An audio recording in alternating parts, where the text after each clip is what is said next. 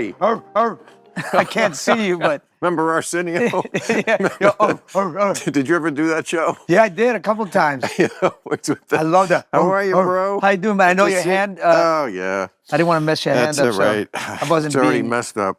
How you doing? Welcome to the left coast. Left Coast is awesome, man. I love You this. like it here? I do like it. I won't live here, but I love it here. I feel love like- visiting and getting the fuck That's out. how I feel about New York. No, Why? Do I have to love New York to be? I think you gotta kind of love New York because New York. Come on, it's the cradle of civilization. It's certainly not the cradle of It civilization. is the cradle of civilization Okay, it didn't in even- America, and the world, in Okay, the world well, right now. America isn't all of civilization. We do know what the cradles of civilization are. Were. I mean, they're no longer. That's so chauvinistic. I mean, you can New love York, your city. New York East. Look at my shirt. I get it. I know. I lived there twice. I'm from the Yeah. area. My father commuted from New Jersey into New York every day. Oh, you're from Jersey. Oh, that's not the same. That's not the same. No, Come on. but it's not.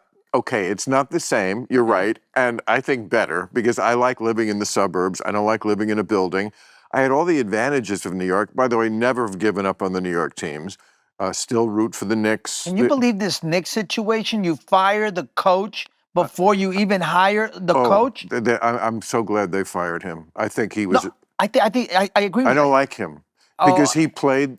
First of all, he played. He did not give them enough rest. No, he wore them out. He broke them. He broke them. He learned to have a larger rotation during the playoffs. Yes. In game 4, he started. Oh, I'm so glad you agree with me on He this. started to rotate and put the bench in, but it's too late. And it worked. You don't learn But these it was things. also too late because these guys hadn't warmed up all season, hadn't gelled with the team, and they came in like maniacs. And they still played well. They did. And they it just showed. He should have been Yeah. doing that all year long. You can't wear these guys out like you that. can't play And people like that. Even if they could do it physically, which we saw the year before they broke down physically, mentally, You can't. you get to can't the sustain. You can't sustain. You can't. No one can. He's like a nicer Bobby Knight, that coach. Yeah. Which He's a to tough me, dude. But I think. I'm so glad they got rid of him. Yeah, but they didn't do it right though. I mean, you got to hire your coach first, and then you let him go. Well, they'll get it. I bet you Jason Kidd will do it. You think? I think they can get away. I don't know. How are they going to take him away from a winning team like that? I mean, I know they got more money. I know Jim Dolan will go into his pockets. Because it's New York, John. It's the cradle of Oh my civilization. God. He agrees with me. I don't. You got it on camera. You got it on camera. I'm just mocking you. It's not the cradle of civilization. I could name the cradles of civilization. There's 4 of them. But contemporary-wise. Contemporary, well, it's, I mean, where was the birth of hip hop? The birth of punk was New York City. So what? The greatest playwrights were coming from New York City. The greatest writers. Come on. There's more to civilization than what's on Graffiti. 101.5. I agree it's part of civilization. It's music and culture. It's not, there are other... Poetry, dude. Poetry slams. Nuyorican poets. Poetry. Come on. Pinheiro. All of it was happening in New York. So, okay. I mean, that's a part of what civilization is, but just because it's that important to you doesn't mean it's that way for Oh, come on. everybody. So punk Do you think and most people hip-hop care is about... not important to you? What? Punk and hip-hop is not important to you? Important? No, I like the way wouldn't you say. say important. I don't think. That's an affectation you've picked up because you didn't talk like that from Jersey. Actually, I did. My father was a newsman. Oh, okay. And so well, that's where you get that great voice. diction was very important in our family and speaking like that. Yeah, I never really had the New York accent, which is good. But I always had the New York mentality. I mean, I think one reason I did well out here is because they lack East Coast kind of vibe out here. They don't have that vibe. And when you bring it, oh yeah, it stands out. It works. It's electric. Yeah. We're confrontational. You have to be confrontational in New York because you're confronted every day by millions of people, different cultures, different economic backgrounds. You got to be alert. You got to be on your game. That's what I didn't like about New York. Like You came out here to relax. I don't want to always be on my game. People used to say, I get my energy from the people on the street. And Yes. I would say, I use all my energy trying to get by these people. You know, I don't want to have No, to. I hear you, but I love it. I feed off know. of it. I and feed off of it. that's what makes the world go around. Exactly. Is that we just don't agree and we're still friends because It's a beautiful thing. it's a beautiful thing. And also, it's nice that you can have a place, like you say, where you go where you don't want to live, but you still like it. And that's how I feel about New York. A beautiful fall weekend Oh my God, there's nothing like it in New New York, The trees or changing, and all that, and the plays. right. It's the beginning of all the theater season and all the TV series. Always back to the theater. You know, That's my thing. I'm a theater nerd. I know you're one of the most accomplished. Don't you have a lifetime achievement from? Finally, I mean, after years of being snubbed for all my one-man shows. Really? You think you were snubbed? Oh yeah, I feel like I was. I feel like I was just think changing comedy in America in really important ways, and I don't think I was getting the recognition I deserved. Well, I could make the same claim. So do it. Yeah, no, because I don't think it looks. I don't think it's a good look to No, do it's it. not a good look, but sometimes you have to pat yourself on the back. Otherwise, who's gonna? If nobody's gonna recognize you, you got to recognize yourself. That's the New Yorker. That's right. Recognize. You got to recognize. I mean, look, I'm not going to say I've never, like, in this very chair, bitched about my 40 Emmy nominations and they never would give me one. I understand why, and I have bitched. Why didn't they give it to you? Because I'm too truthful. Because I'm not woke enough. Damn. People like you get awards because it's the woke speaking to the woke. So, you know, it's always good. And that's okay. I understand that. I'd much rather have the freedom to speak always as I have, completely freely and completely truthfully as I see it. No, it's interesting you're saying that because you're right. People who start seeking awards and recognition start couching their speech and their themes to get those awards. So you have to hit certain, you can't say certain things. And it works, by the way. It works. It can work, because, I mean, voters, you know, the award voters, they absolutely confuse the actor with the part. Absolutely. Very often. Always. So, you know, was Matthew McConaughey good in Dallas Buyers Club? Yeah, he was amazing. He was good. But I think it was a given that he was going to win because the character he played was someone who fought for AIDS, against AIDS, and you know. Well, but also, come on, the Oscars and all these award shows. I mean, I don't want to diss them because I want to get one, but at the same time, the movies that win are never the movies that are the cultural shifters and the cultural makers. They're not the best movies of the time, of the era. No. They're like popular and they're not cute. Popular. No, the winners of the Oscars. Come on, it's never the most John cutting edge movie. No, that's exactly what they're. What they're not are the popular movies. The ones that win are the ones that are saying to the audience. The movies used to say to the audience, "This is Hollywood. Welcome to our show that showcases who we are and what we do, and we want to show you that we make the best movies." Now, what they're voting for is we want to show you that we're the best people. So things like Nomadland that no one went to see or wanted. No, nobody went to see that. Nobody wanted to see. Nobody went to see a lot of these ones. But her previous movie was amazing, amazing. The writers. It was about. She started as a documentary about these Native American kids. And she turned it into a movie about their own lives and scripted their own lives into it.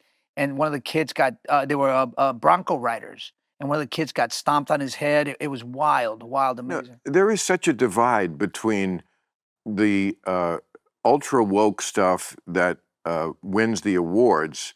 There's no ultra woke, bro. I'm ultra woke. They're not woke enough for me. I'm sorry. They're not woke enough. Well, that's quite a statement, and we probably should not pursue that at all. America is a centrist country. We don't have a real left. We have a real radical right, but we don't have a real radical left. We have center and then a little center left. Real radical left wants to destroy government just like the right, wants to upend everything, wants to throw out the establishment. We don't have any of that. Come on. What do we have? The left, the Democrats eat their own. And they don't listen to their progressives. They destroy them.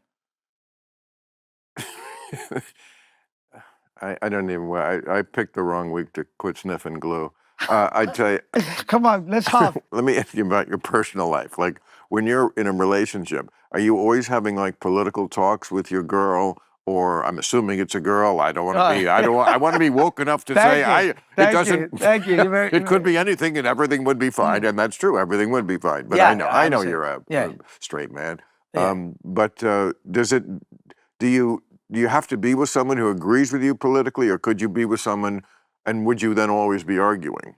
My wife and I are always arguing. Oh, you're married now. I've been married. I've been married almost tomorrow's our anniversary. How many years? We've been married 25 years. You've been married 25 years? Yeah. I got bad information. Yeah, no, it wasn't. I mean, we've had our ups and downs, and we got past it, and I think we're doing great right now. We're doing amazing. So your marriage came along just with the century. Yes, it 25 did. years. 25 years. Isn't that something? And for Hollywood, that's like 100 years. Oh, that's a Lifetime Achievement Award. Where's that award? I want that one. Well, congratulations. That's and do you argue politics, or do you we argue politics. We argue a lot. She doesn't see things exactly as you do? No, she doesn't. She sees things very differently than I do, and Maybe sometimes I should be it's with uncomfortable. Yeah, I think you should be. If you like to fight, if you like to argue. I don't. I really don't.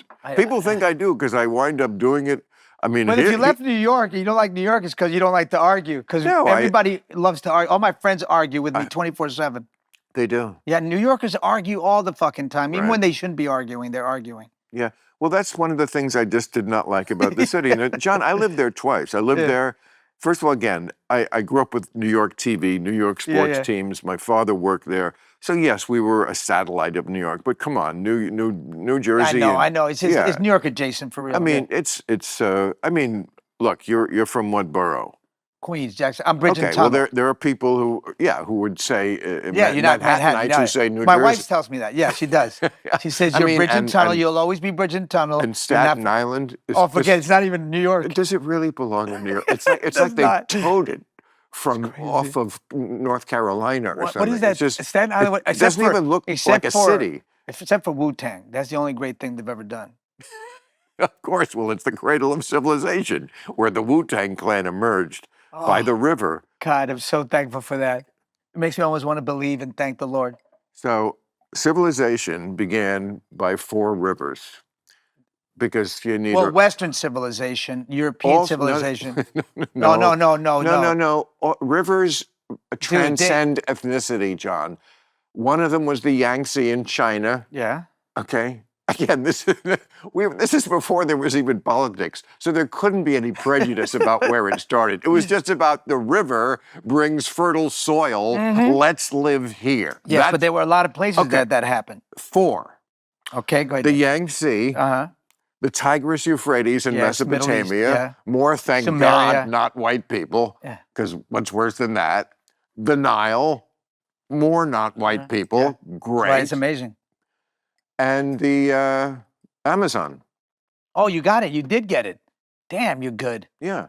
Are you a historian? No. Are you like a historian? Wait, no, I don't think it's the Amazon because I'm gonna add they had to migrate into South America. But you're right. But you're right because it's the Nile, the Yangtze, the Tigris, Euphrates, and it is the Amazon because they just did laser LiDAR and they found all these incredible civilizations underneath the jungle forest and the Amazon. Oh, I'm sure. And chilies, avocado, tomatoes all come from the Amazon. So how did they get all the way to Chili's the restaurant? Say what? Chili's the restaurant? No, Chili's all Chili's come. Latin food is the mother cuisine of all great modern cuisine. The cradle of eating, obviously. Hot food. There would be no hot food if it wasn't for us. No Chili's, chocolate. There would be no chocolate. There would be no vanilla. The corn created the Industrial Revolution. That fed everything. And potatoes helped Europe grow during the Industrial Revolution. Without our potatoes, our corn, our chocolect, our vanilla, you got nothing. My people, the Irish, had a little something to do with potatoes, I must say. Yeah, you got it from us. We got potatoes from South America. The Irish got potatoes from South America. I don't think that's historically accurate. And it's good that you're on weed because that'll help. Want some? No. Because not to talk to you. I need to be sharp. No, you don't. I'm not. No, do you not smoke weed at all? No, I take edibles like to go to sleep or to travel and whatnot. And a cap and a stem now and then to be happy. Oh, it's mushrooms. Yeah, they've learned how to like microdose it well, haven't they? Really good with So chocolate what? stuff, and that's also a Latin thing. Cybos, mushrooms, or they're from Mesoamerica. Okay. Why don't we make it easier? Name a thing the Latins haven't done. And that seems like a much shorter list. It's hard because popcorn, What about peanut butter? bronze statues of businessmen at bus stops? Is that from the? Because that seems like a very white. Yeah. Rodin is white. Yeah, well, we'll give you Rodin. Okay, the monster or the sculptor? Oh my God! Don't you love those monsters? Godzilla, Rodin, Mothra. Mothra. Yes. Mothra. Oh, was that the Japanese? Crazy butterfly. Yeah. All the Godzilla creatures. Okay. Was Rodin the turtle? No, I mean, didn't you play? Were you Mutant Ninja? No. I was in Spawn, the black comic book. But didn't you play some? Were you Luigi? Luigi, Super Mario Brothers first video game. Right. Wasn't very successful then, but now it's become cult. Moulin Rouge, you were. I was Toulouse-Lautrec. That's a great part. Right. Incredible director. I mean, Baz Luhrmann, one of the greats. A world builder. He creates worlds. And Romeo and Juliet? Yes. Right. Tybalt. Wait, see, I remember all those because you made that comment once about like James Franco shouldn't be playing Castro. Yeah, he shouldn't be. And I was like, but John, you've played all these parts of people who aren't Colombian. Why does it work one way and not the other way? Because it hasn't worked in our favor in centuries. When the founding fathers of Hollywood came to Hollywood, it had just been Mexico 60 years prior. And they came into a predominantly Latino community that had been lynched, massacred, burned alive, shot, redlined, segregated, sterilized, Jim Crowed, and they came here and they didn't include the people into any of their movies for centuries. Drink? Yeah, please. No, I don't drink. Oh, no. I'm sober. You know, it goes with the light conversation. Cocktail? Yeah. Should we move to the veranda? No, I'm sure that... and then there was brownface for like decades, bro. Brownface. I mean, Charlton Heston and but that was a while ago. I mean, since then we've had Raul Julia and Andy Garcia. Dude, we're 20% of the population with less than 3% of the leads on film and television. We're 30% of the box office, and we're still like we're the most aggressively underrepresented ethnic group in America. Well, okay. I'm sure there's work to do there, and I need your help doing it. How could I help? What could I possibly? $150 million. Well, I don't have. I don't have it. I just need a little. I don't have cash. it, and if I had it, I wouldn't spend it on that. Let me tell you something. What would you spend your money on? I'm a very simple dude. I can see by this huge property. Well, I do have some land. That's nice. But I like land. I like land too. I like land is good. Yeah, land is good. It's one reason I, again, would not want to live in New York. I do not like living in a building. I like land too. Because I grew up in the suburbs. Yeah. New Jersey is the suburbs. Yeah, I grew up with a lawn. We were middle class. We didn't have anything special or spectacular, and I still don't. I have, I'm a simple guy. This house is not simple. My actual house is. This is amazing. My actual house, 2 bedrooms. Is that a lot? No, it's not a lot. It's not a lot. I don't want square footage. I don't know. What's your footage? I don't even know, but it's not a lot. It's got a kitchen. It's got a nice kitchen. Look, it has a kitchen with an island. Which when I was a kid, my kitchen was the size of this chair. Like an island, the kitchen was an island. Now everybody's got an island. Yeah, you got that space for an island. Yeah, but it's not like it's what kitchens became. Houses got bigger. So I have a kitchen, I have a small dining room, a nice living. You're not overcompensating. A nice living room, and then upstairs there's a family room, which I don't go in a lot because I don't got that. Family, you don't have a family. And then my bedroom, a spare bedroom, a nice closet. I mean, I have a great office. It's built sort of for one, that house, but I don't need a lot. I'm a simple guy. 1 house, 1 car, 1 plane. That's it. You don't have 2 homes. You don't have 1 plane. Just a simple jet. No helicopters for you? No. That stuff doesn't make me happy. It's just stuff that means stuff to me. Right. Could they take my politically incorrect sign? They could have, but... Oh, politically incorrect. I love that show. Yeah, you were on it. Yeah, I was. I love it. Yeah. So, Yeah, you were very influential. I mean, your show was thanks. incredible. I mean, because nobody was talking like you back in the day when you came up with being really aggressive about thoughts and calling people on shit. Oh, thank Nobody you. was doing gotcha. And I'm TV. still doing it. Yeah, you still are. Yeah, no, I mean, I was funny reading the paper today, and there's Curtis Sliwa on the front page. Wow, crazy. Right. Running for New York mayor. Right. And it was, I just remember him on like the Subway. The first season of Politically Incorrect, yeah, because we would have, we had like a budget of nothing. And so we would have local New York types on very well. And he was interesting. Remember the Angels? Of course, I see him on the subway all the time. Right, with the red hats. Yeah, yeah. You know, and I think his girl was with him, and she was kind of like a hot guardian angel. She was really fine. She was like some kind of Russian chick. Yeah, yeah. Yeah.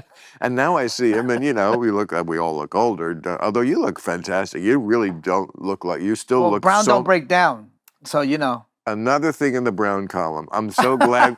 I'm so glad. Let me keep scoring. Yeah. Latin.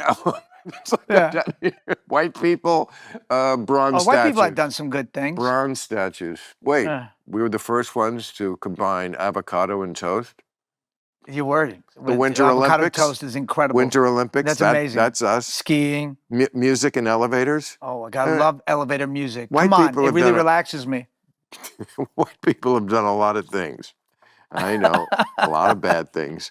But, everybody in the world has done a lot of bad things. Oh, yeah, no doubt. Being horrible and racist and colonizers and all that shit, it is not the province of one race. No, of course not. Of course not. I mean, my 15th, I go back 500 generations on both sides in the Americas. 500? Yeah, on both sides. How do you know that? Because I went on Finding Your Roots.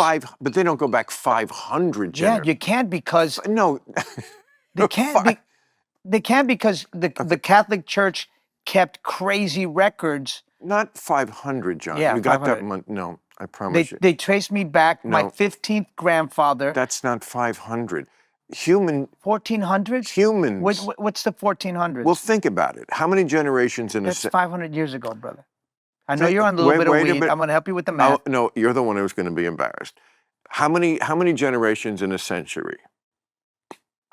Well, it depends. Let's say if you're Latino, it might be 20 or 30. In a century, you have children every 16 years. Say 20 years for a generation. Okay, all right. So there's 5 generations in a century. So in 500 years, that's 5 That's if everybody's having kids at 20. Yeah. That's 25 generations. I'm the only person on this show that they could trace my lineage 500 years on both sides in the Americas. 2 conquistadors who were genocidal murderers. I'm sure you're related to conquistadors, but they don't go back 500 years. 1492. Conquistadors were like 500 years ago. Again, that's 25 generations, not 500. That's 400 years. I didn't say 500 generations. I said 500 years. You said generations. No, I said my 15th grandfather was Ben Alcazar, right-hand man to Pizarro. And he came to Colombia before he genocided tons of Ecuadorian women and children. And then he came to Colombia and created 4 cities. Yeah, I mean, Mexicans are a mix of the indigenous people and the Spanish. So, when people are like, oh, yeah. I mean, and the Spanish were as You got to go on Finding Your Roots, because you're going to find... I did. What did they find? Did you have roots?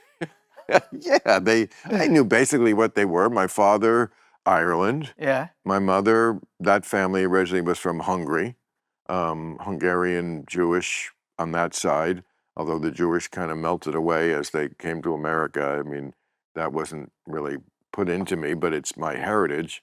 And my father's side was pretty standard, like came right after the Civil War in this country, the potato famine in Ireland. Oh, sure.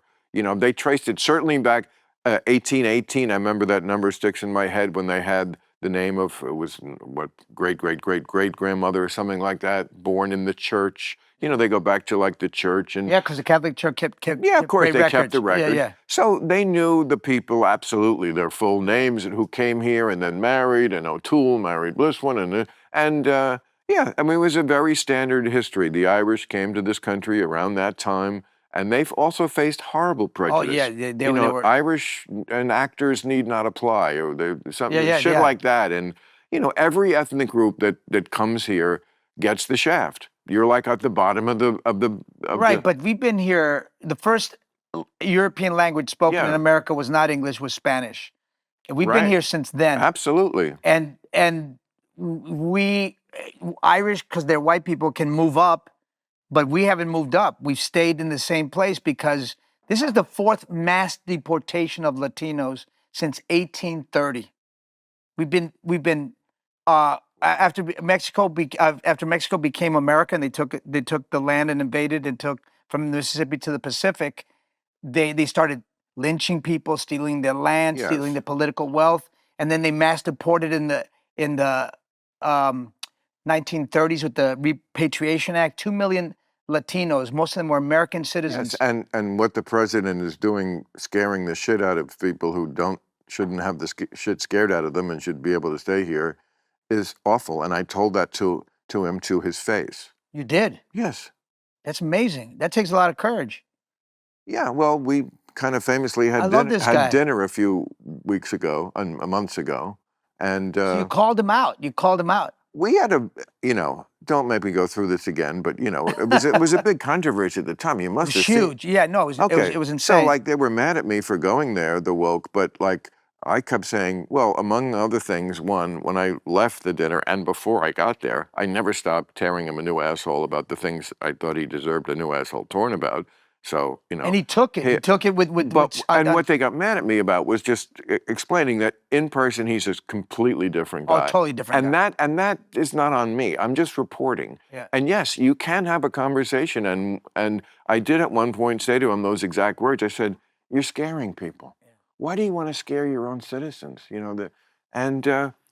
In public, he would have exploded at that. Right. And say, "You're a terrible person." Yeah. And in private, he talks to you like a human being and listens a lot better than a lot of other people who are in those kind of positions have. That's just the truth. I know. Right. I know they hate to hear it, and a lot of people are involved. But it's the presentational, performative side of him that's so dangerous and heinous. So dangerous and so heinous. Yeah, yes, I mean that side of him, because I've met him too, because we all met him in New York. He was always in the clubs, hitting on some model or something, whatever. Sitting on some corner trying to hit on all the hotties. And what were you doing in the 90s? The same thing. I always had a date. I always came with a date. I met him once at Moomba. Do you remember Moomba? Yes, of course. You do? I saw him at Moomba. He was always at Moomba. Okay, well, that's where I met him twice before he was president. Once at the Playboy Mansion and once at Moomba. Yeah, Moomba was hot. That was where all the models were going. And I think he was once on Howard Stern, and my name came up, and they were.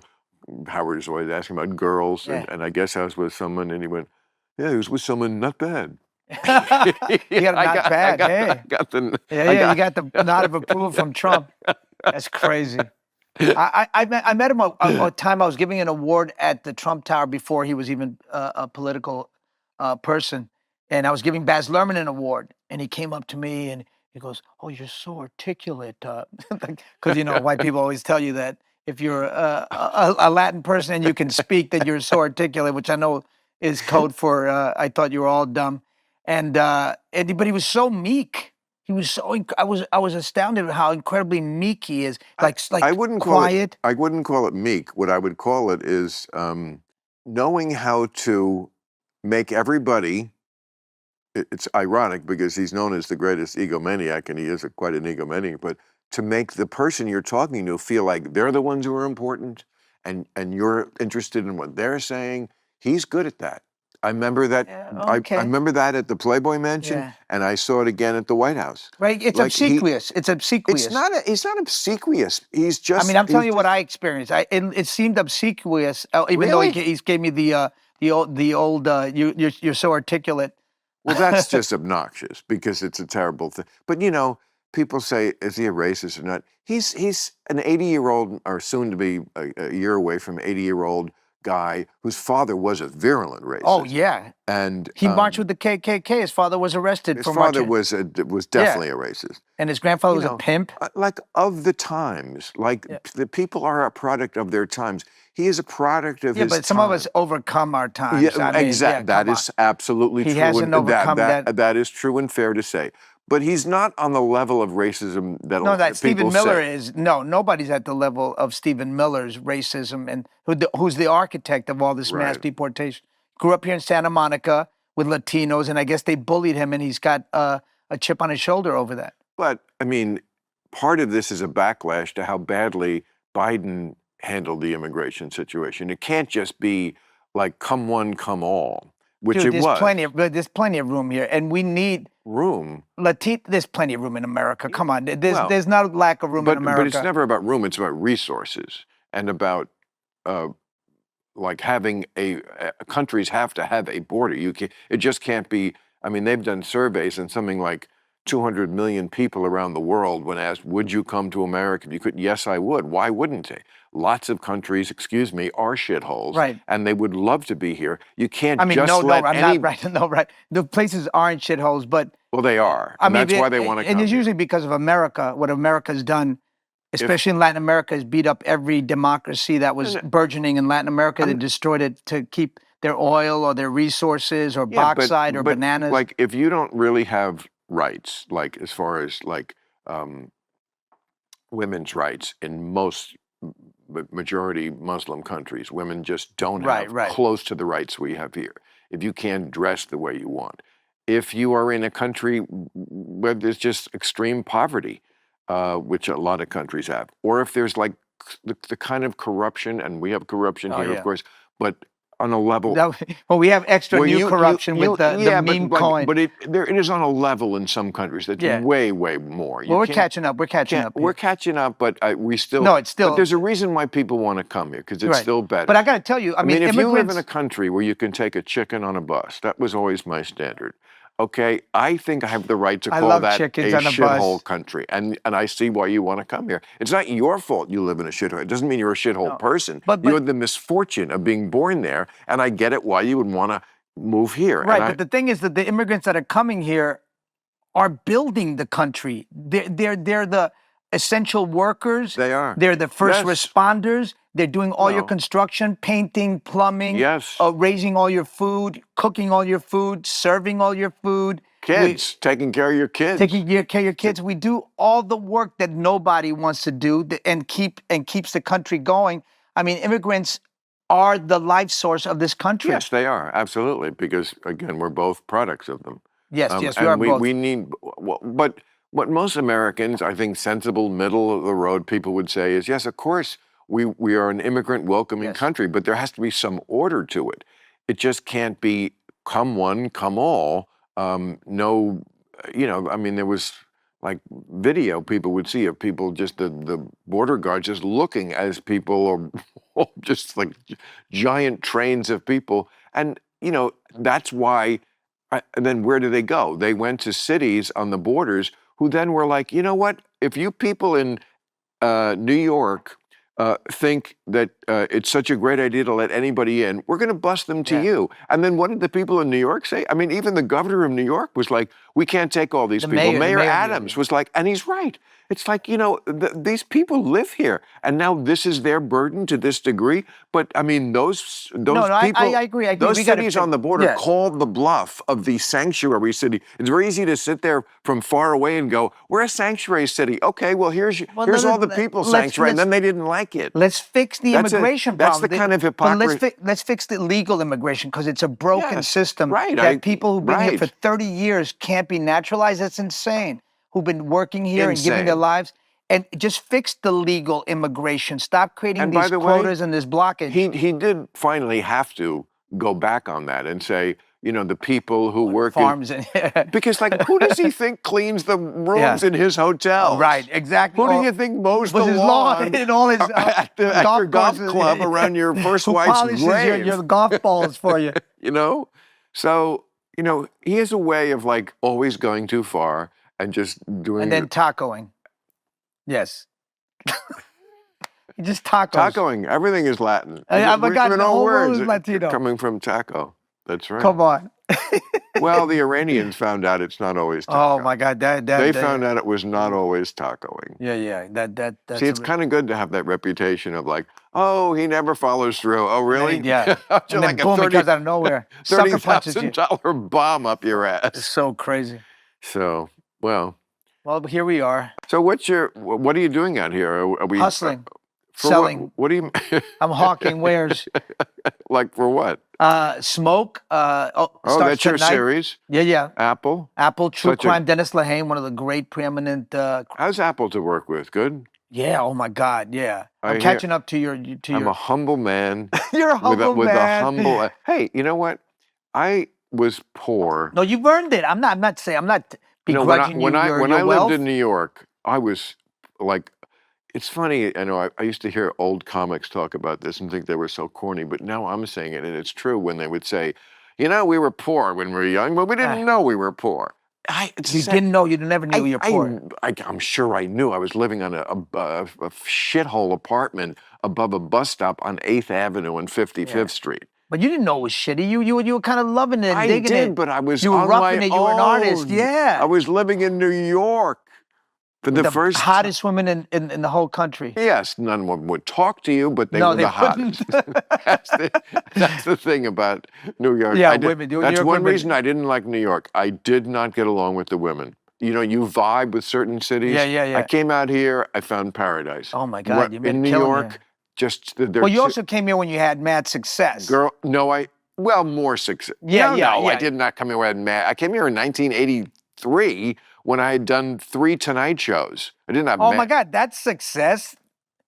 I had a little apartment and a Toyota, and my sound system was. No, that's not success. My sound system in the car was a boombox in the back seat. Do you have a Toyota Corolla? Is that what you had? That plugged into the cigarette lighter. Those are some sad times. That was my sound system. Yeah. Where I put a tape into a boombox. I remember those things. In the back seat of the car. But didn't you think you were cool? Come on, you thought you were so dope. No one could think they were cool with a boombox in the back seat. And but then you started, I remember I was going out with a girl in 1985 who was like so out of my league. And she would just unmercifully make fun of me about that. That's incredible. You gotta love that. You gotta love that. I do. It doesn't work to have things if you can't look back and know what you didn't have, because it just doesn't. Somebody was mentioning sometime recently that, nice bathtub. I said, I never had a bathtub that I wanted to get into until I was 45 when I moved here. Wow. I never took a bath. I mean, I had that you took like sink took a showers? shower, because the idea of sitting in this little narrow you shitty do horse baths. Horse baths, like that is sink. They used to call it. They had an ethnic name for that, but I won't say it. No, I know they did. Because it would make you so mad. I'm just saying I've heard it. I know.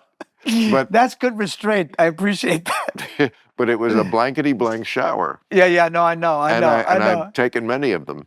Yeah. We all have. I still do it sometimes. Yeah. Yo, I found out that when I realized that I was really poor was when I went to the Fresh Air Fund. Do you remember the Fresh Air Fund?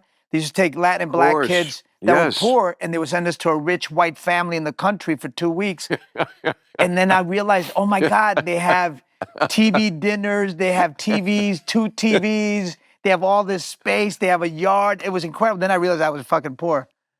Yeah, I was super poor. I mean, that apartment was horrible. It was what they call a studio, which meant one room. I often woke up with roaches around me. Oh yeah, that's sometimes crawling on me. Oh yeah, no, I've had that. I mean, I've had one crawl on my lips. Yeah, if you don't know you're poor, then when you wake up with a roach in your mouth, that is the most disgusting. Not this kind of roach. No, that kind of roach. You wake up with that one. That's okay. That means you had a great night.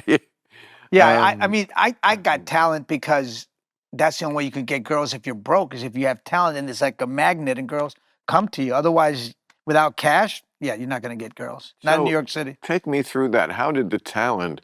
Because I don't remember this happening to me. I don't remember being a starting out young comedian and I've got talent, and the girls were there. They were not. Oh my God, they were Like, all over there. I was what, at First Amendment Improv. I don't know if you remember that. It was on Bond Street. what was your first thing? You were in an improv troupe? Yeah, I was an improv troupe. And In New York? Yeah, and there were all these... Where were they headquartered? Bond Street. Where, downtown? Downtown, Why? and Robin Williams would come in, Bruce Willis would come in. Yeah, I was in the C company. I wasn't part of the A company. I never got to the A company. Well, their loss, huh? Now they look stupid. So they had like leagues like that? Yeah. So there was like all varsity, junior varsity? Yeah. Wow. C was the worst, but they kept promising. So you had to like clean their bathrooms, do the bar, sweep, and clean up the whole place. Who from the A group would we know today that went on to good things? Oh, wow. Maybe nobody. Michael, oh my God, what's his name? Michael... Well, he can't be that great. No, he was in talk radio on Off-Broadway with Eric Bogosian. And Nancy Lombardo coached Josh from Drake and Josh. Comedy. Okay, it's not really a huge success, but it's... I'm not a culture vulture, John, but I do occasionally go to the theater and enjoy it when I do. And I went to see a play by Eric Bogosian when I lived in New York in the 90s. Talk radio? No, I don't think it was. Sex, drugs, and rock and roll? Maybe it was that. It was it's in the Village, and it's this little, the theater's the name of the street, like the Barrow Street Theater, or maybe. Manila Lane? That's it. Yeah, okay. That's it. Yeah, it's a great little theater, yeah. Okay, I saw that there. Oh, I think that was Sex, Drugs, and Rock and Roll. That was a big one, yeah. Right. And I was Drinking in America, or one of those. They were great. I mean, oh, you didn't like it? No, I did. Oh yeah, I did. I thought it was kind of revolutionary. Yes, he had quite a moment there. Yeah, because he brought rage. He brought anger to it. He brought a lot of great stuff to one-man shows and to comedy. Right. I mean, I would say, in many ways, what you did on, bro, similar stuff, like one man, like, I'm just going to bring it as me. Yeah. He was one of my, one of the people who inspired me. Lily Tomlin, Whoopi Goldberg. Yeah. And of course, the great Spalding Gray, who was, I think, the forefather to all of us. Right. He gave me my first Obie for Mambo Mouth. Spalding Gray gave it to me. What was the name of the big show he did? I remember. And we're talking about a waspy white guy. Oh, the waspiest dude you ever met in your entire life. But you're still okay Swimming with to Cambodia was a big... That was it. Yeah. Swimming to Cambodia. What a name for a... Wow, I don't... you wouldn't think that would be a hit, but it was. I think they ran it on PBS, and I saw it there. Sounds like the kind of thing that would happen. I read all his plays. I read everything and his new documentary is incredible. Where, he talks about. So girls would come to your. No, they would be part of the troupe, and we'd be hanging out. Yeah, and they were all super fine. Really? And the headliners in comedy, dude, they were so fine. Wow. Jane Bruckner was one of the hottest women I ever saw. Pat, I can't remember her last name. Pat was a waspy chick. She was fine too. Yeah. Emmy Gay. She was. Yeah. There was some Tamara. Yeah, there was a lot of like great. You sure they were fine, or maybe they were just making you laugh, so you liked them more? I like that too. I like that swayed. Too, but I've never. No, they were fine. They were fine. Really? Yeah, because you're right. There weren't a lot of hot chicks in stand-up. It's just not but improv. I know there have been very attractive. I mean, Sarah Silverman is a world. Oh yeah, she's fine. She's fine. Yeah. And lots of the ones that had a reputation, because in the old days they had to sort of like play that up to get over on the audience. Lucille Ball and she's a beauty. Yeah, she started out as an ingenue, not as a model. She was a model. Yeah. So and then she married that Latin guy. Yes. And back to Latinness again.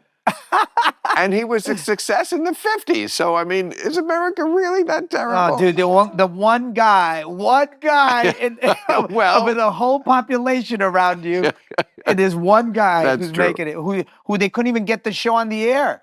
She had to fight and say, I'm not going to do your show, your radio show, unless my husband's in it. But America's not going to believe you're married to a Latin guy. And she goes, but I am. It's so hard to imagine that show without him. Lucy, you got a lot of explaining to do. Because, times were so different. There was an episode where she purposely gets a sunburn. so that Ricky won't hit her. Oh my God, that's so because crazy. she bought a dress that she shouldn't have. And just the idea that America was super cool with this complete notion of, oh, sure, you know, your Husband's gonna beat me. husband's going to beat you. Spousal abuse, you know, it's part of the marriage. Ralph Cramden. Oh yeah, to the moon, Alice. I mean, it's hard to imagine, I don't know, Ray Romano threatening his wife with a closed fist every week at the end of Everybody Loves Modern Family. Yeah. O'Neill's gonna go, yeah, come over here, Sofia Vergara, I'm gonna knock you out. And the gay guy's gonna hit the other gay guy. Come on. We got to do it right.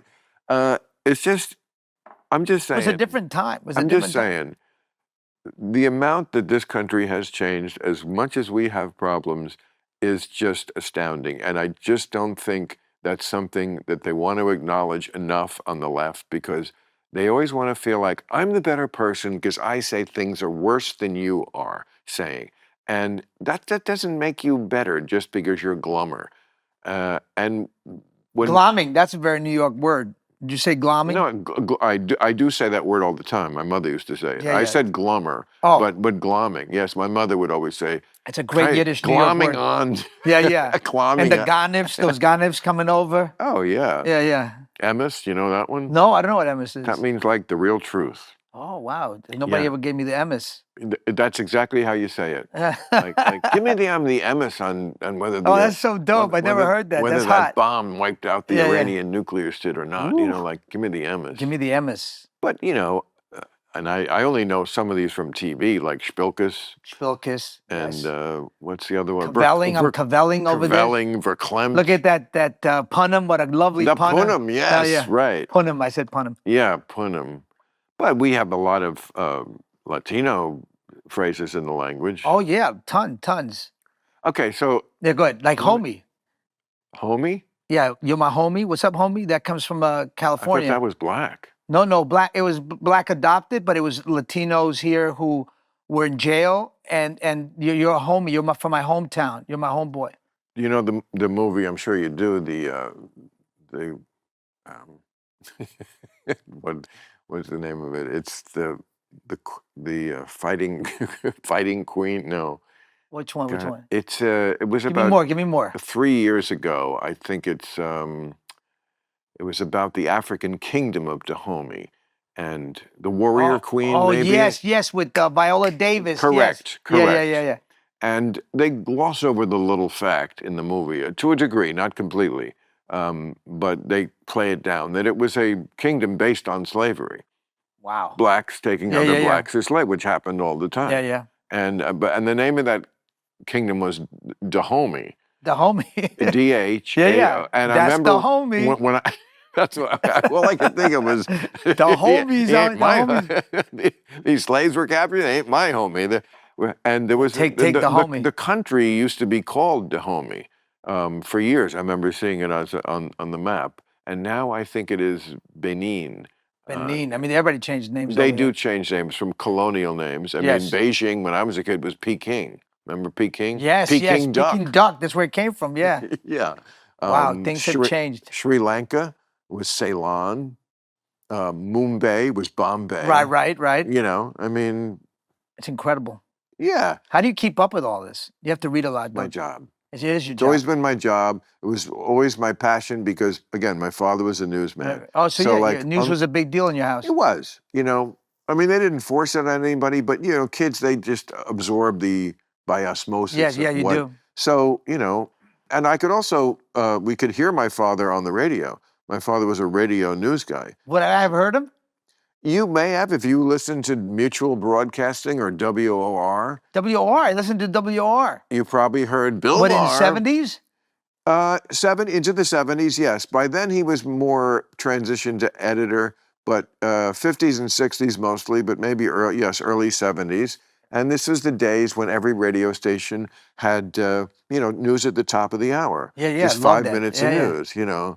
Like Wins News. They have the whole world in 10 minutes. Exactly. Ding, ding. Yeah, top of the hour. Top of the hour. Wins News. The whole world in 10 minutes. Yes.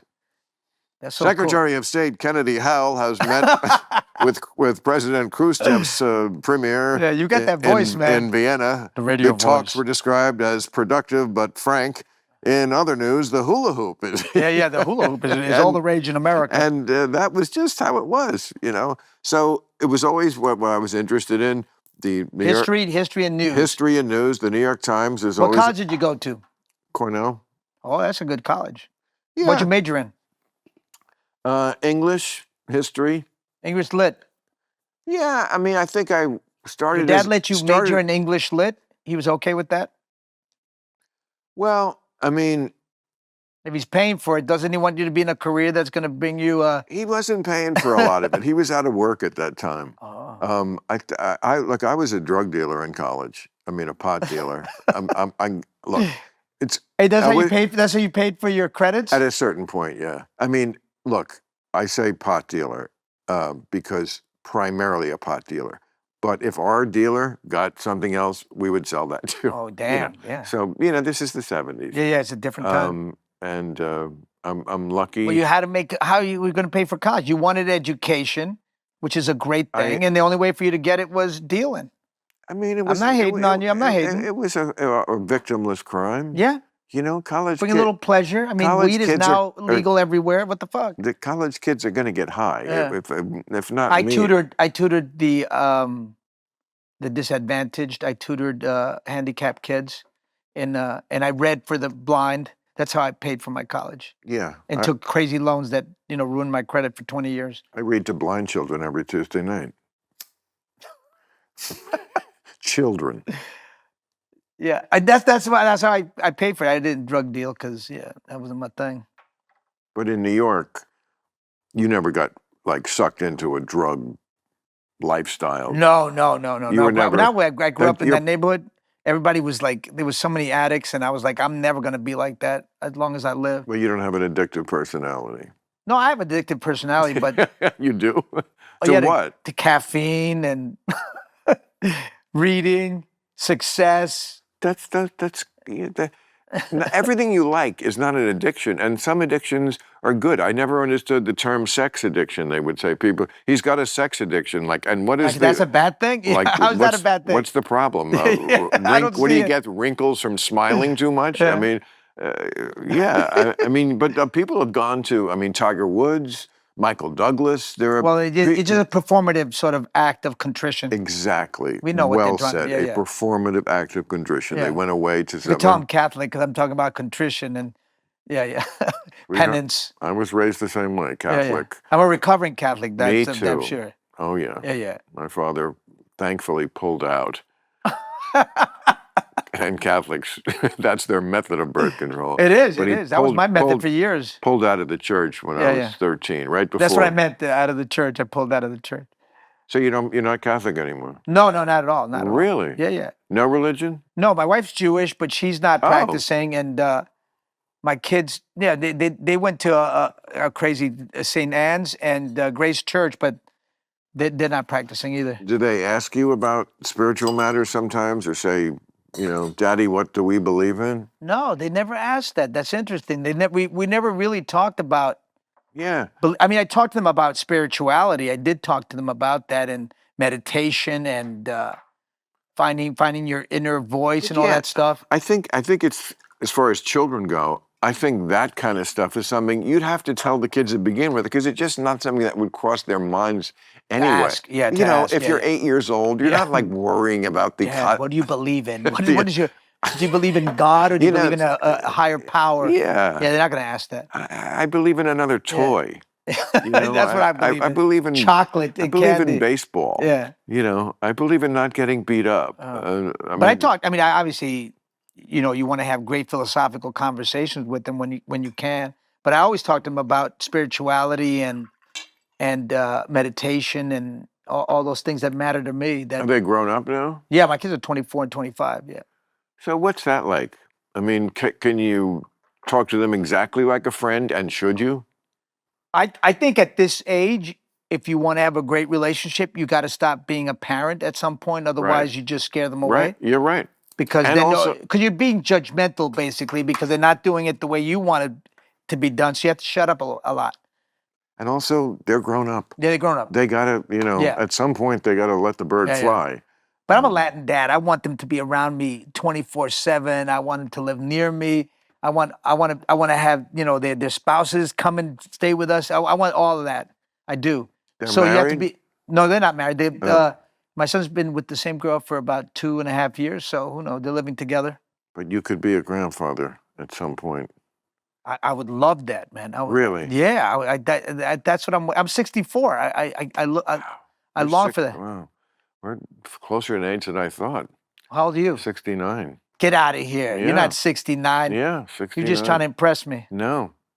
Show me your birth certificate. I am really. I don't believe you. What are you, Trump? And what am I, ICE agent? What am I, Obama? But wow, I'm really falling behind in this race to get to grandchildren because, Dude, if you don't have kids yet, that's or marriage. I think you're going to be grandfather and father at the same time. No. Are you planning to have kids? No. Are you kidding? Well, that's a good decision. Of course, it was a great decision for me. Yeah, I mean, people are different. I think so. I don't think everybody has to have kids. They certainly don't. The place is overpopulated anyway. I think so. You got to do it if that's what you think your mission is. There's a very big movement. I mean, Elon Musk is one of these guys. Oh my God! Like repopulated with all his sperm. I mean, if you're a billionaire, I guess there's a lot of incentive. But he's not the only one. A lot of people are on this tip that we need to have more babies. The Trump administration. Oh, well, what kind of babies though? Like white babies?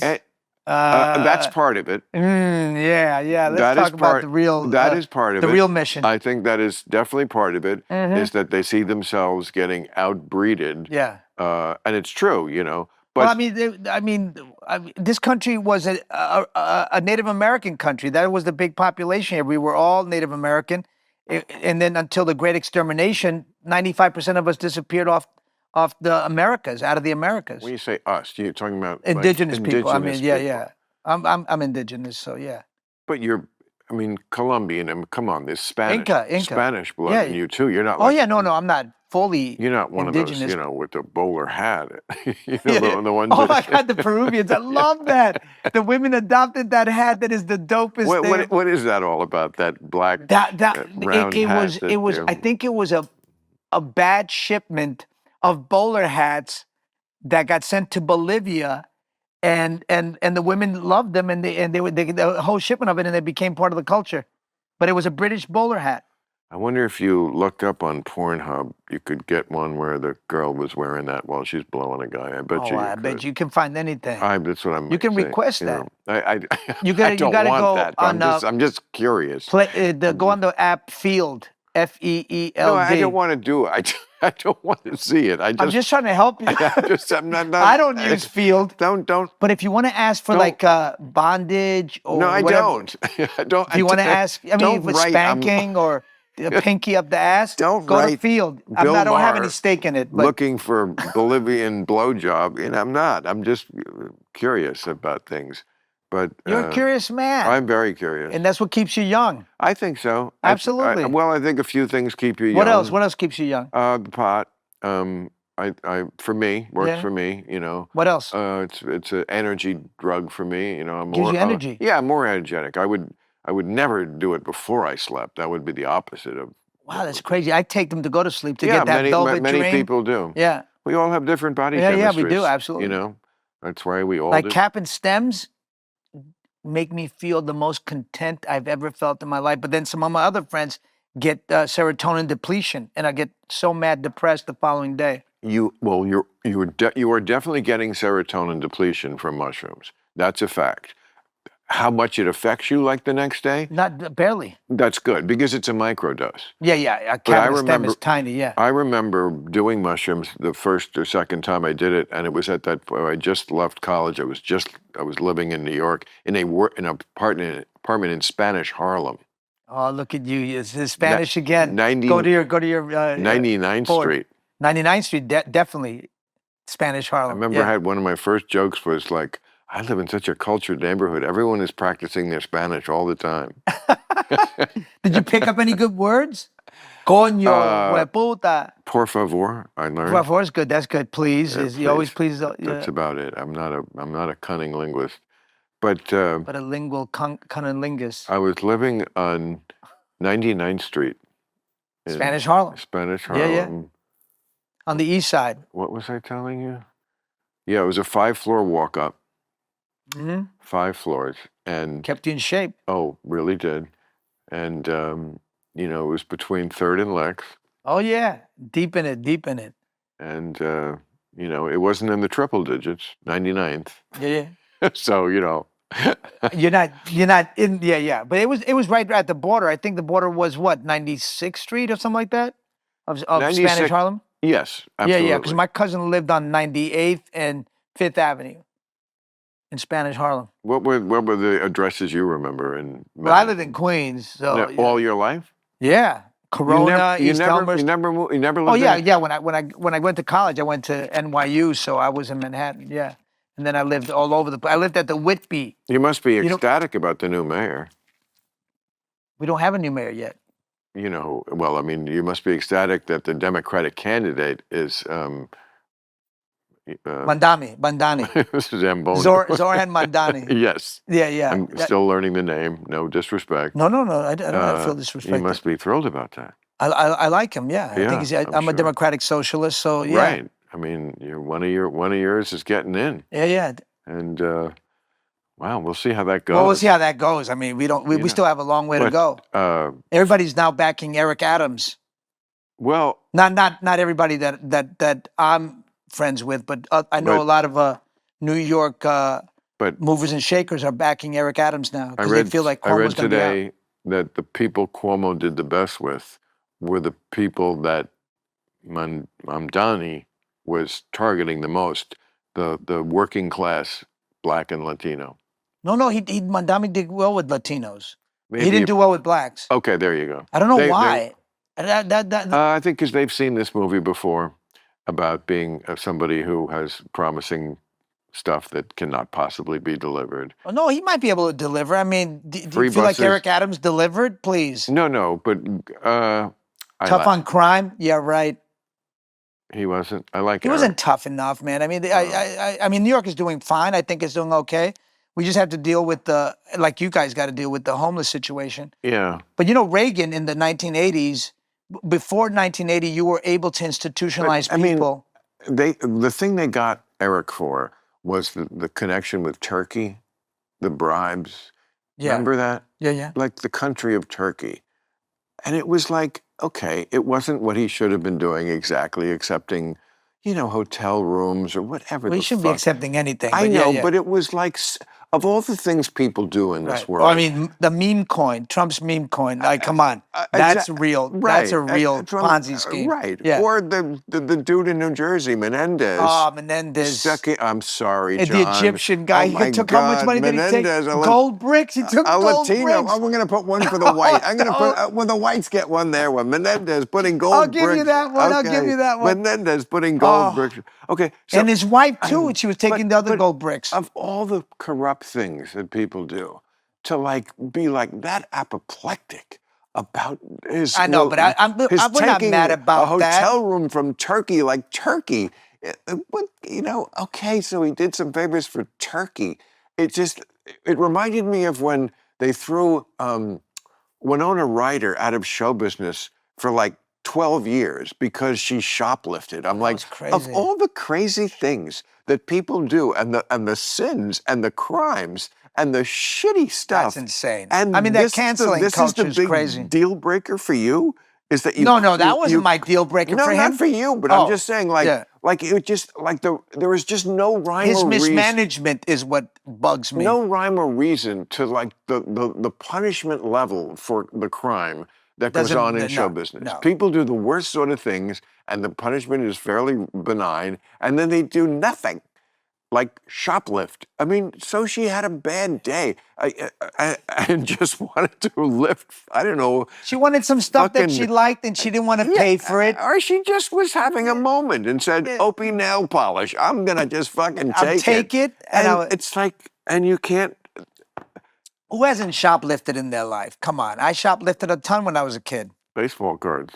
Baseball cards, toys. All I cared about was toys. I always wanted toys. Yeah. Well, did you play baseball growing up? Yes. What position? Well, I was a second baseman. Oh, you got to have a good arm. Also a pitcher. I remember one of my wonderfulest moments was I was brought in as a relief pitcher, and like won the big game. I remember, Oh, you won it!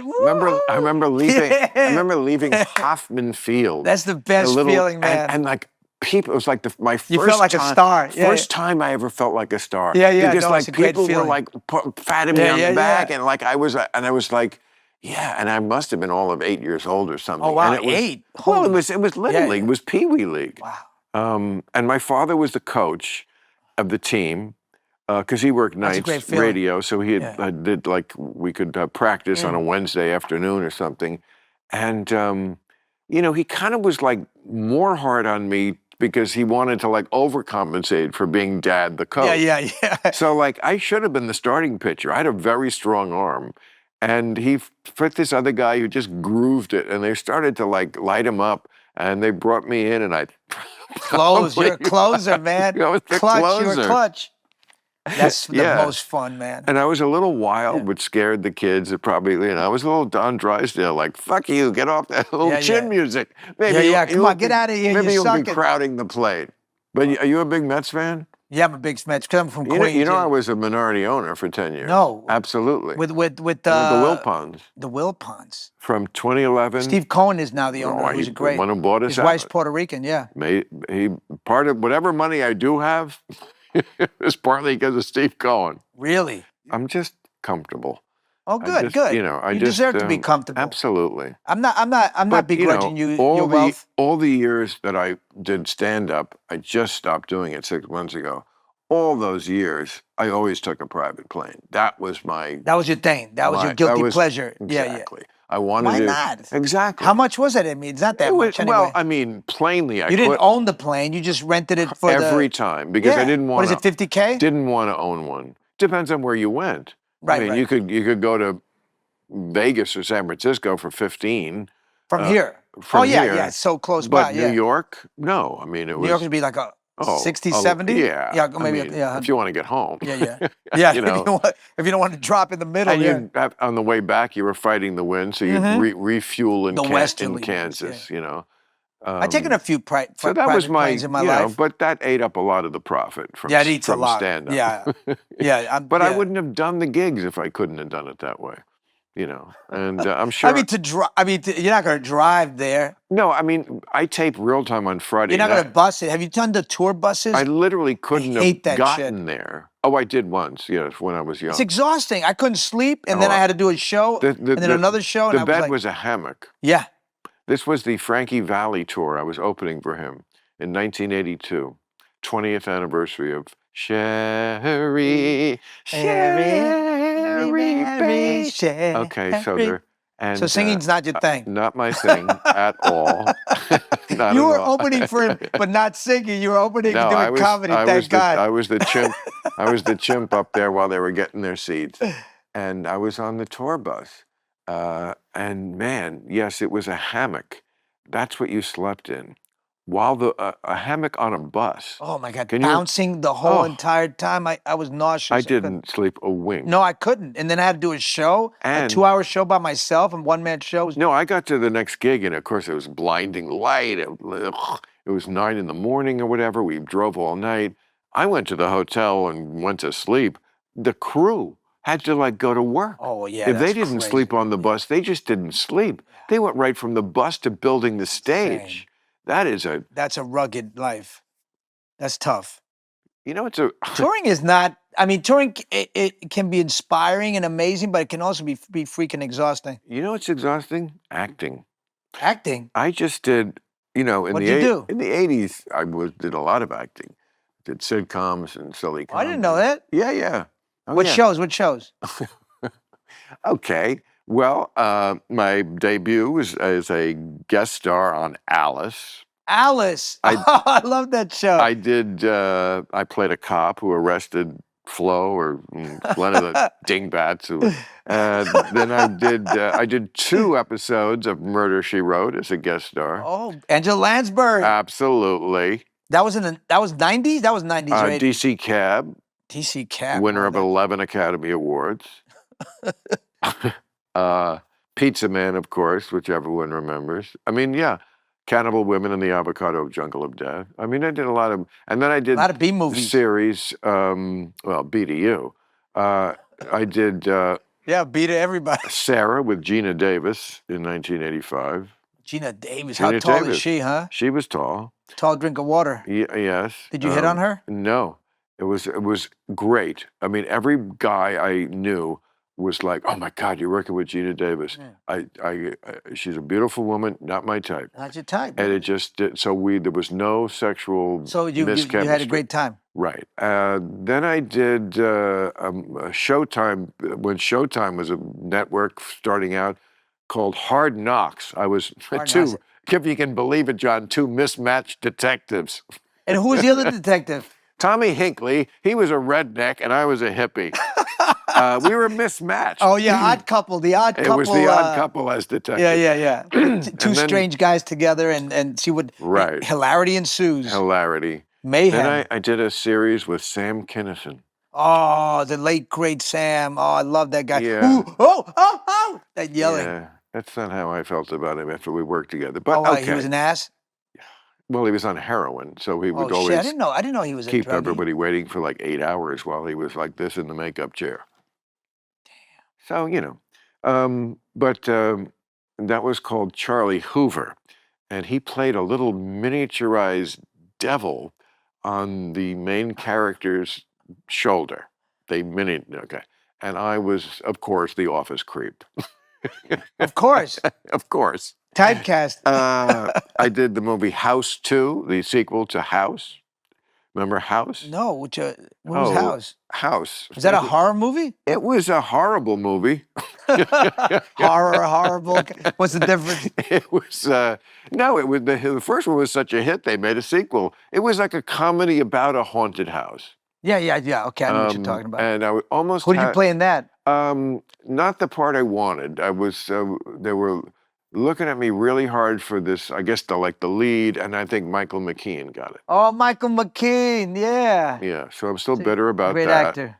So yes, I had quite the career. You have a resume there. That's for sure. So anyway, last week, my new friend Chris Pratt. Yeah. He does a great series on Amazon called The Terminalist. He plays a Navy SEAL, and he wanted me to do, little cameo? Well, as myself, yeah, on the set with, two of the people who I know because I watch the series and it's as if, to lend verisimilitude to the situation. So, but it was like a 3-page scene. I mean, that's a lot. So I wanted to do my best. I learned my lines, and we shot it. After the last taping of Real Time, it took a couple of hours, and I just remembered, wow, this is hard. First of all, learning lines. Oh my God, at our age, forget it. That shit is like a... How do you do it? Dude, it's not easy anymore. It's so shitty. I used to have a photographic memory. It's really? But now there's a lens cap over it. I don't know. It's foggy. My photographic memory does not photograph anymore. I have to spend months learning lines now. Months? Yeah. But I mean, especially like the series Smoke I did, I had so much dialogue. I had to learn it months ahead because it's 5 episodes that I'm in, and I had a ton of dialogue, pages and pages. Sucks. It's a lot of work. And then there's a lot of waiting in acting, just wait. And they pay you to wait, is what the actors say. Yeah. But it's like you can never really relax when you're waiting. No, you're not relaxed. How could you relax? Because you're going to do another take. Yeah. So you can't let your mind just go. No, you can't. So you're kind of anxious all day. You're like in a coma state. You're just frozen. And then waiting for it to be called on to give your best emotions. And maybe your best take is not going to get used because they were on somebody else, or because there was a plane or something. The best take is always off camera when you're doing off camera for somebody. And I've talked to every actor, and they all say, Matt Damon, Tom Holland, they all say that your best take is always off camera when you're relaxed. And you go, oh, that's what the fucking scene was. Because you're relaxed, and you're not tense anymore. That's what I'm saying. It's a maddening business. If people, it's a high. When you it is a high. When you do get it, right, you want to chase that. Yes, it's magical. I remember, nothing in life equates to it. Absolutely. When you nail it and you're close up. Yeah, and you feel that in comedy as well. Same thing. You feel it. Yeah. Yeah, but comedy, I don't have to remember lines exactly. You know, I don't have to. Oh, see, we did different I'm kinds saying of my comedy. own line. Yeah. Mine were all scripted. My one-man shows Right. are very written. Yeah. And I'll improvise a little bit, but most of it is Right. like really structured, and yeah, it's a different thing. You're riffing. But it's you're like on a subconscious level. Yeah. Yeah, you have a structure, but you can, you know, you can drift from shore Yeah. knowing you'll come back to Right. shore.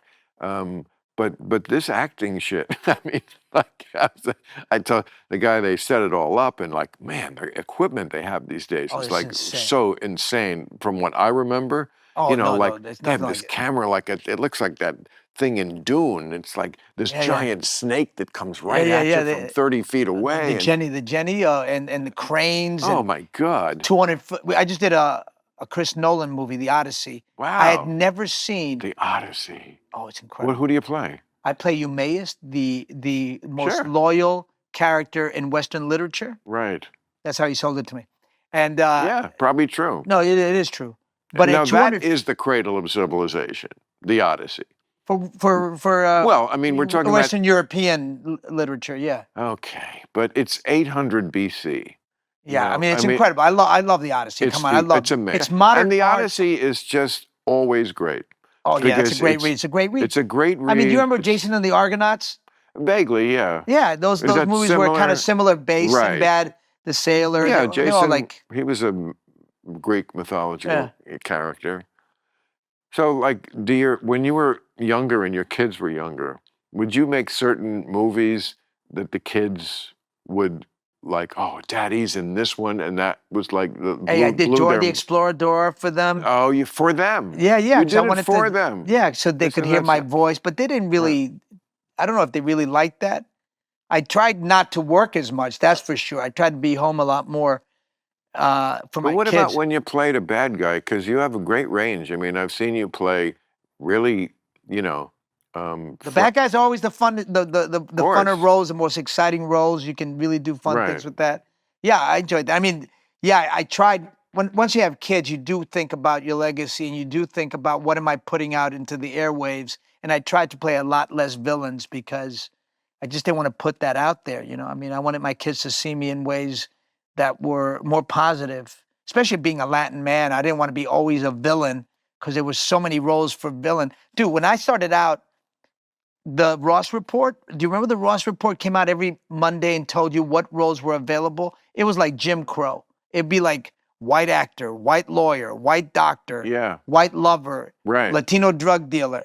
And they wouldn't see you for any other role except the drug dealer.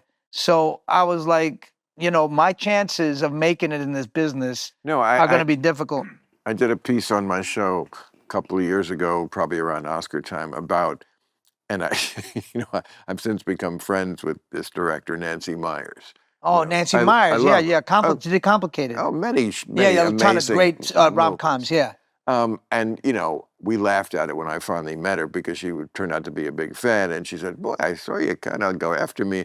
I was not going after her. I just used one of her movies as an example to say that for all the people who think they're so liberal, if you look at movies only from 15 years ago, you will see movies that are like so amazingly completely white. And these are made by the biggest liberal. And we're not talking about 1975. No, we're talking about 2010. And you could see lots of movies where I was making jokes about it. I said, you know, it looks like you would need a restraining order. It's crazy. To get people. They were so all white. They were all white cast. It was insane. I mean, and she wasn't the only. I could have picked so many different movies from that era. That was just an example. It was just an example. You weren't going after. All these super liberal people were in her movies. Alec Baldwin and Meryl Streep. And it was Steve Martin. It's like these people who are who are really liberal. The liberalist of the liberal, wokest. And I'm like. But they weren't aware. Okay. They weren't aware of the situation. It was not that long ago. No. And you were completely okay to make a movie where, again, there must have been a restraining order. No, I agree with you. People of color keep 500 yards you must stay away movie. Because it's a whites-only movie. And it's just saying that life moves at the pace it's going to move. Yes, we should always be trying to move it faster, but it's only going to move as fast as it's going to move, even among the people who are supposedly the most enlightened. Right. No, I agree with you. I mean, I feel like liberals are trying to do the best they can, but they aren't always aware of what's going on. I mean, they're not totally aware, and it's our job, activists, to make them aware, to bring it into the forefront and to not let people forget the issues. I mean, that's what we got to do. I'm glad you're out there doing that. Yeah, I got to do it. And I'm glad, I mean, I'm wrapping it up because they told me you have to get to a thing, so I know you do. Yeah, but what a pleasure, man. It's total pleasure. Oh, yeah, it's always a blast. I'm so glad that we can, like, not agree on everything and still be friends. Exactly. I always liked why you. do we have to agree? You always entertain me so well. I've seen you in a trillion things over the years, and it's always like, oh, you know, that guy's good. He's just good. You know, he's entertaining, and he does. You deliver. Yeah, like you do. You used to deliver. I never phone it in, I'll tell you that. No, you got the biggest show in podcasts ever. Do I? Yeah, I think that's why I'm here. I think that's Joe. That's what I was told by my publicist. I think that's Joe Rogan. No, I think you're about to unseat him. We're doing. You're catching doing up, good. baby. Come on. Let me grab this because we're going to do one last thing, and while I do, yes, I'm sorry. And John, what do you get out of this? Is a raffle? No, it looks like that. But before you do, plug Leguizamo Does America. Yeah, so I got this MSNBC show on the very liberal network, MSNBC. They call it MSDNC at the White House. Oh, they do? That's fucked up. But this show is, I go around America looking for Latin excellence, Latin exceptionalism, genius, and I go to 6 different cities every season.